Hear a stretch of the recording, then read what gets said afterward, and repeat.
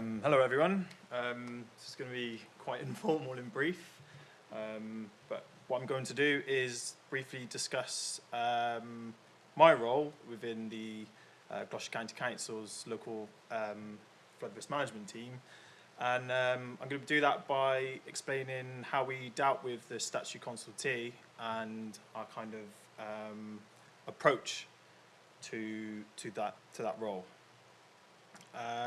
The team is, or Gloucestershire County Council even, is a two-tier authority, and within that we have 6 districts. That includes Stroud, Cotswolds, Gloucester City, Cheltenham, Forest of Dean and Tewkesbury. And then within that we have the 7 local planning authorities. So we have a 7th, which is ourselves. So we receive Regulation 3 applications. And within the 6 districts, there's their own challenges. There's quite clay-based authorities, and there's ones with the high groundwater table, such as Cotswolds. So we kind of have to look at them individually, and we kind of are quite reliant on the engineers that are employed by each district to kind of feed back information to us. The team is situated within the strategic planning and infrastructure, so we're not within highways. So highways have their own agenda, we kind of have ours. So as a team, we do the lead local flood authority duty. So that's the statutory consultee role, which I'm about to discuss, and we also have the duty to create and update the local flood risk management strategy. And as a part of that, we develop and project manage flood alleviation schemes, ranging from enhancing existing infrastructure all the way to creating new large balancing ponds and things like that in Cheltenham, for instance. The team's made up of 6 full-time employees. I myself am a SuDS engineer. We've got one other, and we're dedicated to responding to the applications. And then we have 4 more flood risk management officers who do the kind of day-to-day flood risk management, local flood risk management strategy duties. And they also dip in and out of the SuDS consultation role when things get busy, around Christmas time, for instance. So what were the drivers and what was our mandate from the top, basically? And that was to fulfil the statutory duty of Gloucestershire County Council. That's what we were told to do as a team. And so we kind of looked at that, or they looked at that, not myself, and that was kind of broken down into two main bodies, and that was us, the LLFA, or GCC, Gloucestershire County Council, and that we must, for all major planning applications, comment on the, and I've got to quote this, management of surface water for flood risk, and then formally respond with that in 21 days. So that's basically what my job is I have to do those 3 things. And then that leads to what the LPA does within that whole system, and that is to, and this is from the ministerial statement, satisfy themselves that the proposed minimum standards of operation are appropriate, and ensure through the use of planning conditions or planning obligations that there is a clear arrangement for maintenance and management of lifetime of development. So that kind of puts it into 2 things. We comment on the surface water flood risk and management and the actual maintenance, so how they're going to maintain those structures, while the LPA kind of arrange and agree the management and adoption of those SuDS. And that kind of makes our job slightly difficult because we can't ensure that the structures that we want in place that are easily maintainable are actually what are agreed with the LPA. So that's kind of a struggle. So the key kind of policy and guidance documents that we use, and I think they'll probably be all the same for you, being people of the industry, is the NPPF, Non-Statutory Technical Standards, Building Regulation H, SuDS SuD Manual. We do have our own SuDS design guide, and SuDS design and maintenance guide. That was created and issued before LSU's Non-Statutory Technical Standards, and it was also made before SuDS latest SuDS manual. It was the reason we produced it was to accommodate the requirements of all the 6 districts when we were first going into the role. So we approached all the LPAs from all 6 districts. We also approached all the engineers from all 6 districts in one big room.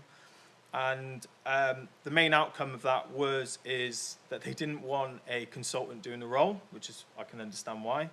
But mainly that they wanted a local standard that specified what we wanted for the whole county in terms of SuDS. So we agreed to this, we produced it, but actually in the moment of its publication it was probably out of date because of the non-statutory technical standards was then released and it was 2 pages. So that's something that we're going to look to address and possibly base that on SuDS guidance, purely because that then ties in with the non-statutory technical standards, which ties in with the NPPF. So that's what we kind of base our responses on. What we, as a part of those kind of key policy drivers that we were told to do as a job, this was the kind of approach when we were looking at planning applications. Sorry for so many words. I don't particularly like that many words, but in presentations. But this is what was kind of expressed to us as what we need to achieve. So, for one, respond within 21 days to all major applications, full, outline, reserve matters, the lot. Also to Regulation 3 applications, that's minor and major, because it's within our own team, or next door within GCC. And so what we would do is we would recommend an approval of an application if it's basically sound. So I think that's pretty fair. And if there are any minor issues, we could condition that and then review that at a later date. That seemed to work, and it works now. I think everyone would agree that that's fair enough. We would then object to an application or recommend the objection to an LPA if the detail was insufficient, i.e. it was missing plans, missing runoff rates, storage volumes, where they were going to go in the development, and or lastly, we would recommend an objection if it was non-compliant. So how does that look? Well, actually, it kind of went 50-50. So out of all 463 applications that we've responded to, 27 of them were objected to, 27 of them were no objection with a condition, 20% were no comment, and 9% no objection. So we felt it was working, because what would happen is if we would object within those 21 days, it would give them, or the developer, some time to give something back that would resolve that original objection that we would give.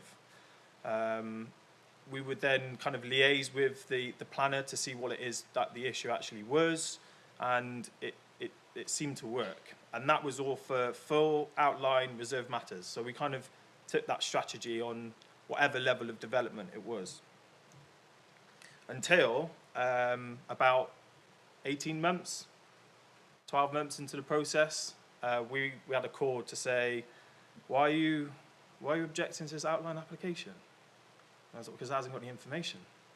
But, you know, just a lack of information on surface water drainage isn't sufficient alone to object to 1,000 dwellings. We need development.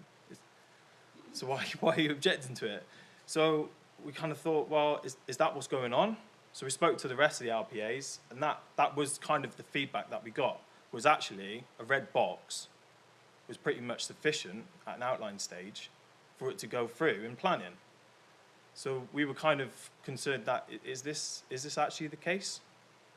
So we kind of adjusted our tack, and because we were concerned that if we're not recommending a condition purely because it would go through at the planning stage, almost regardless of what we say, could we end up in a situation where there's no condition on drainage and there's nothing for us to comment on and come back to.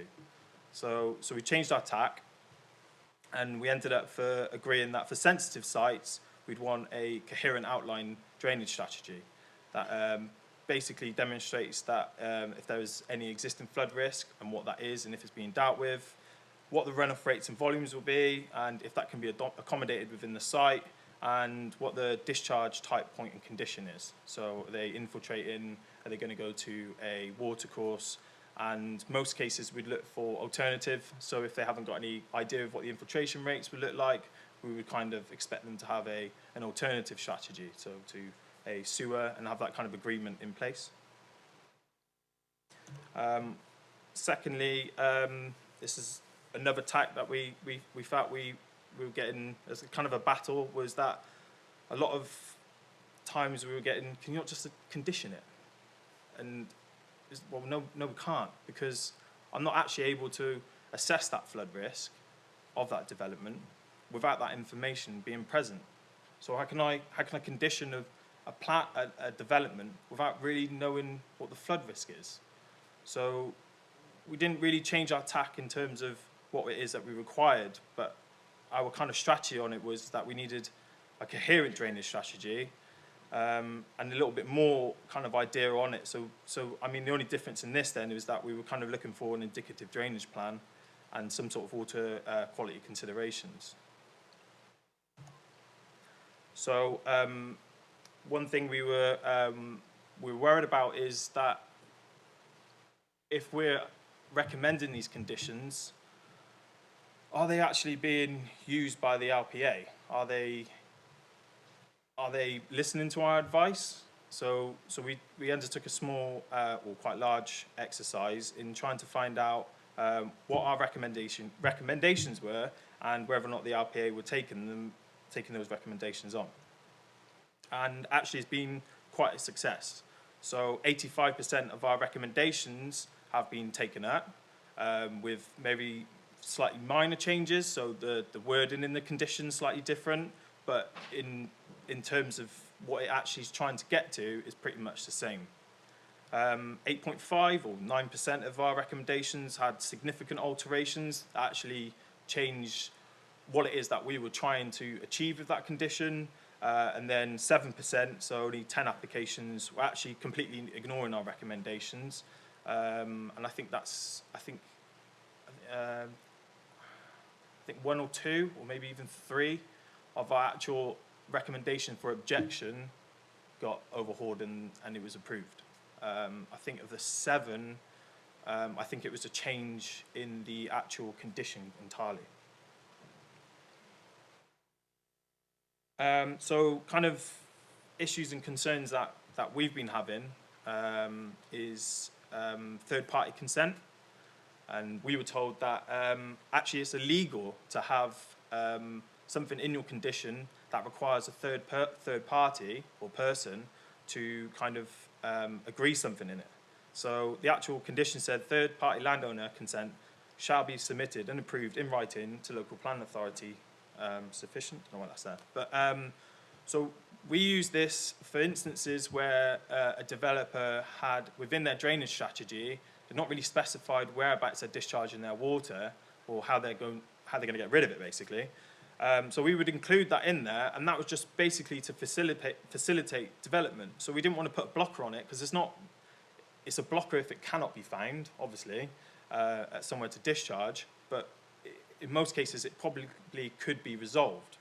But so to ensure that that was resolved, we would include it in the condition. But now that we're at a point where we're being told we can't, so we've got to now change our tack and actually make sure that that is something that's coming in at the very early stages, but it's not, pretty much, or it rarely is. Some other kind of issues that we've had is the basics and the lack of information. Too often we get a lot of planning applications that are quite big, thick documents, and you're filtering through all this text, all this word, and really you're looking for quite a few small number of items. You're looking for your discharge rates, your volumes, where it's all going to go, is it going to work? And actually this could probably be fitted on a couple of pages, if not one. really, and truthfully. If you had a drainage plan and it kind of showed what it is that you need and you're looking for, that, in fact, I've actually approved a drainage application on maybe 2 or 3 pages because it was that succinct, that kind of information that I needed to assess that flood risk for the drainage, not the flood risk to the site, was there. It was on point, and it makes my job easier. It probably makes your job easier as well. And also what I mean by basics, it's trying to get the principles of SuDS into it, and like I think many other people have said, is actually they're a lot cheaper. And for instance, at the moment on my desk, I've got a planning application where they're only developing on 1/3 of the site, and 2/3 of it is public open space. Okay, that's great, but it's going to be left as a field. So they're going to have underground storage crates under what essentially is a playing field, but yet they need the storage to be at a high level to get the fall out to the discharge point. So why don't you put it up above ground? That's just a basic. I think it's something that's quite simple, but it's just not being captured at all. Another issue that we kind of come across quite often, probably on a daily basis, is the minimum discharge rate of 5 litres per second. That's a battle pretty much every day. The very fact that that's a minimum contradicts the NPPF and the non-statutory technical guidance, because if your runoff rate is less than that, but you're discharging it more than that, surely you're increasing the flood risk. So that is probably one of my biggest bugbears, I could say. And it's something that we probably won't let go on, because SuDS can be designed to accommodate low flows. If you design it appropriately, it won't get blocked. So that's another one. Red line boundary, I've mentioned that before. And amenity and biodiversity, that's another difficulty. I think that stems from the fact that my mandate was to fulfil the Gloucestershire County Council's duty, and within that is to manage surface water for flood risk. That doesn't include the idea of biodiversity, amenity, and those added aspects, the four aspects of SuDS. So when it comes down to biodiversity and amenity, I haven't got anything to really grab hold to in terms of policy to be able to say, come on, like, you can do better than this kind of thing. Another issue and concern is the Environment Agency's climate change guidance. So many of you might be familiar with the new guidance for climate change has changed it from what used to be a standard 30 to now something that is a bit confusing. We've got guidance or advice that says, well, a developer can design for the 1 in 20 storm, design for climate change of 20%, include or run a scenario of 40%, and then check the sensitivity. Well, the sensitivity will say that you've got 20% more stormwater. So it's a bit confusing. I think it's open to interpretation, much like many other the documents that we use that aren't policy, or even policies open for interpretation. And another issue and concern of ours is the construction stage. Is what we are approving actually being built? And that's happened this week, where a developer has said discharge at 5 litres per second because of the minimum discharge rate. I said no, it's not going to happen. We can try and I'll go like not halfway with you, but I understand the struggles of and why you want a higher discharge rate. So we agreed that I think it was like 2 litres per second, which was basically Q bar. It's all great. Went through, plan application approved. It's come back for me now to discharge the condition for detailed design, and he's gone back up to 5. So why has that happened? If that can happen within that process, can it happen within the construction point? And again, the future maintenance and management is also a concern, purely because we just don't have grasp of it. We're looking at these applications, we're assessing them, but But after that, that comes out of my remit. That comes out of my mandate. So what are we doing with ballot? All our issues and concerns within Gloucestershire?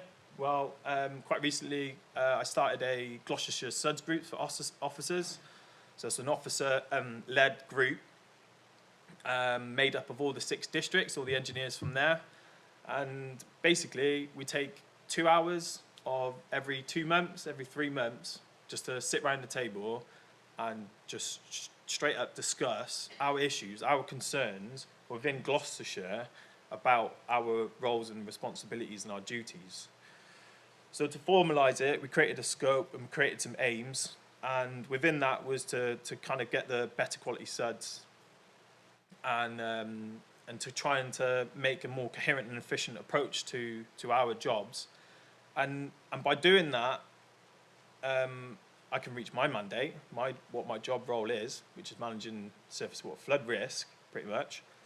But to actually get to a point where we can start aiming towards multi-benefit in SuDS. Because that's a personal goal of mine, and I think it's a personal goal of pretty much everyone. Everyone wants a better environment to live in. So by me being able to have a clear understanding and being able to help developers and the planning process with the surface water flood risk and almost make my job easier for that, I can then be able to go towards and aim towards more greener SuDS, as they're called. So currently what we're trying to do is work on a number of things to facilitate that, and that is to generate a standard checklist and minimum requirements, and that would be back off the LSU guidance. So where the LSU guidance says to refer or speak to your LLFA, that would basically cover those points that the LSU guidance is responded to. A response for template for officers.